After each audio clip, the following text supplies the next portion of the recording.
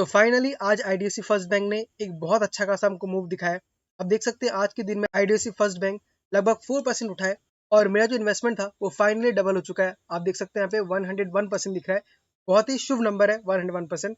And I hope कि आपको ही बहुत अच्छा खासा रिटर्न मिला होगा अगर आप आईडीएफसी फर्स्ट बैंक को बहुत पहले से होल्ड कर रहे हैं तो।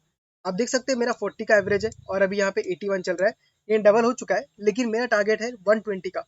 यानी कि मेरा टारगेट जो है वो अपने मनी को 3 गुना करने का है और ये बात मैं बहुत पहले से कर रहा हूँ। और आज इतने दिनों के बाद फाइनली बहुत पेशेंस टेस्ट किया डीसी फर्स्ट बैंक ने, लेकिन उसके बाद आज का आप कैंडल देख सकते हैं।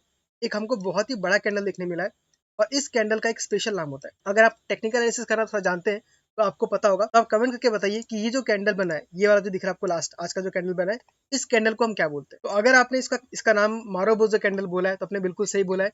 इस कैंडल में खासियत क्या होती है दोस्तों, इसका जो विक होता है, आप इसको जो ध्यान से देखिए, इसका बॉडी जो है ऊपर का जो विक है वो बिल्कुल भी छोटा सा है, एकदम लगभग गायब है। और नीचे का जो विक है वो भी इसका गायब होकर रखा हुआ है।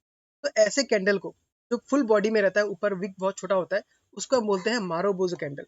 और ये कैंडल हमें दिखाता है, इंडिकेशन करता है कि यहाँ पे एक ट्रेंड रिवर्सल हो सकता है।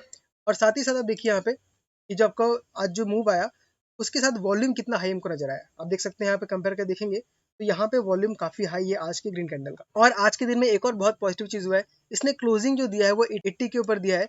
और आप देख सकते हैं जो ग्रीन लाइन है ये 200 डेज का मूविंग एवरेज है दोस्तों, यानी पूरे साल का एवरेज दिखाता है।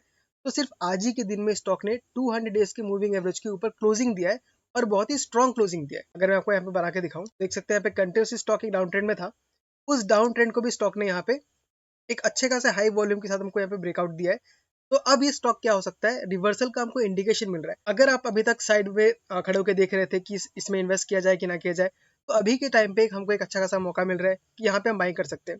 ऑफकोर्स अब यहाँ से स्टॉक भागती रहेगा बोल के हम कंफर्म नहीं कर सकते।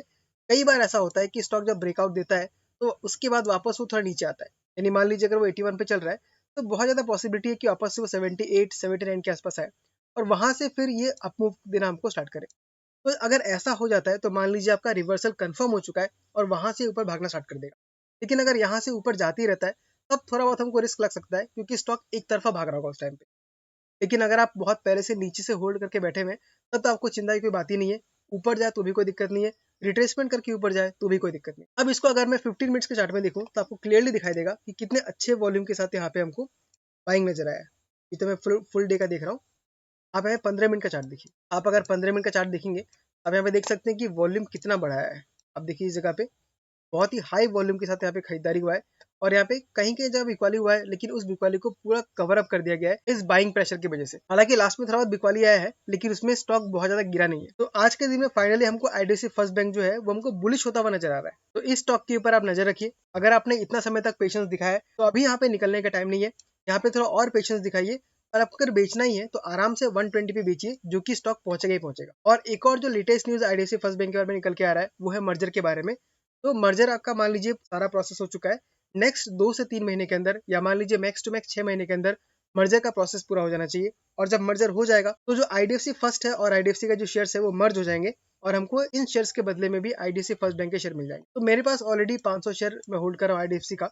इसके बदले मुझे लगभग 775 शेयर्स और मिलेंगे, क्योंकि इसका जो मर्जर का जो रेशियो है वो हर 100 शेयर्स के ऊपर आपको 155 शेयर्स मिल रहे हैं आईडीएफसी फर्स्ट बैंक के। तो ये भी बहुत ज्यादा बेनिफिशियल हो सकता है। अब फाइनली हम एक बार इसको देख लेते हैं मंथली चार्ट के ऊपर, क्योंकि मंथली चार्ट के ऊपर भी हमको बहुत अच्छा खासा इंडिकेशन दिख रहा है, जिसके बारे में मैंने पहले भी डिस्कस कर रखा हुआ था।